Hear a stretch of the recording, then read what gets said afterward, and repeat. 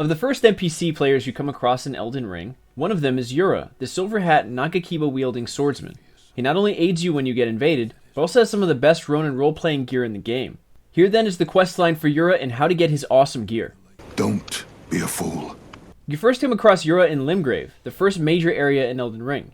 He can be found southeast of the first step site of Grace. He's under a damaged structure located directly south of Akil Lake. If you didn't see one on the way in, Yura warns of the dragon inhabiting the lake. You can decide if you want to deal with the flying dragon Akil or not. From where the lake is, there is a path going north between the mountains. This path will lead you to Murkwater Cave, along the western edge of the path. Near Murkwater, you will be invaded by a bloody finger named Nerijus? Nerijus? Something like that. If the fight lasts long enough, Yura will enter your world to assist you in dealing with the NPC invader. Once the invader is killed, Yura will move just north of where you were invaded, underneath another crumbling structure.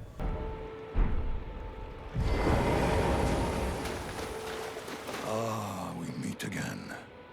Speak to him here and he will tell you that he's a hunter of bloody fingers and perhaps you will meet him again. You must now make your way into Liurnia, the next area which is north of Stormvale Castle. While here, make your way to the Academy of Raya Lucaria. You can ride directly to the Academy or take a slight detour to teleport directly to the entrance. To do so, from the site of Grace just north of Stormvale Castle, drop from the cliff onto the platforms below to end up on the eastern side of the map.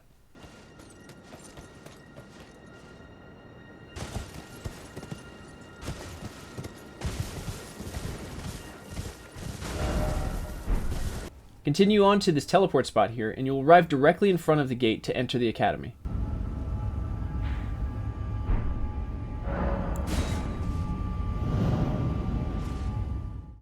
There will be a glyph on the front of the gate and you will not be able to enter initially. You must find a Glintstone Key in order to enter. There will be a map on the corpse near the door showing where you can collect the key from. From this spot on the map behind Glintstone Dragon Smaragd, you can loot a corpse here to obtain the key.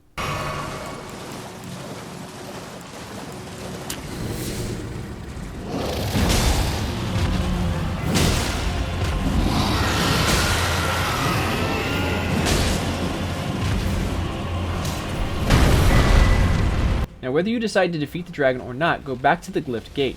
You can now pass through with the key.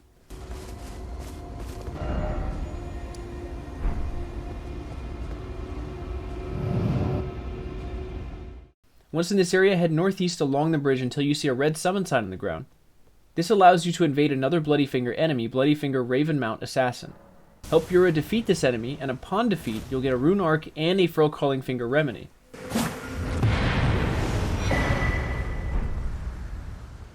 Once you return to your own world, you'll also receive a new Ash of War, Raptor of the Mists. From the spot you return to your own world, you'll hear Yura nearby breathing very heavily.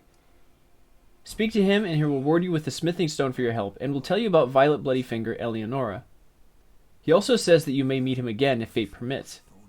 The next place you'll see him is the second church of Marika in Altus Plateau.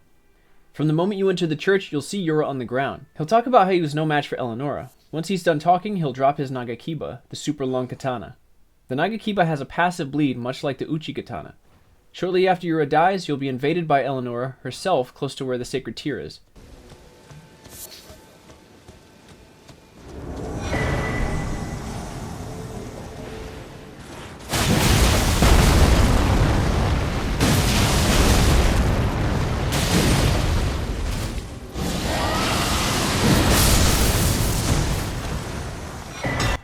Defeat her and she'll drop Eleonora's Pole Blade.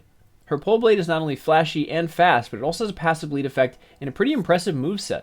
Now even though you see Yura die in this church, or even if you've never interacted with him previously, you will see him again if you make your way to the mountaintops of the Giants. He'll be standing next to the Zemmer Ruin site of Grace. Once you start talking to him, he reveals that the body you're seeing is from Yura, but is now inhabited by Shabriri. Shabriri will offer some info if you're interested in pursuing the Frenzied Flame ending. At this point, you can leave him there and do whatever quest you want, or you can immediately kill him and collect his armor.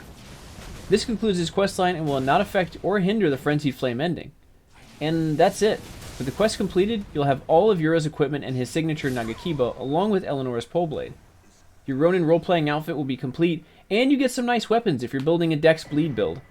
Hopefully this was useful and this video was helpful. Please do the YouTube things. It really helps to support the channel. I'll see you all later. Bye!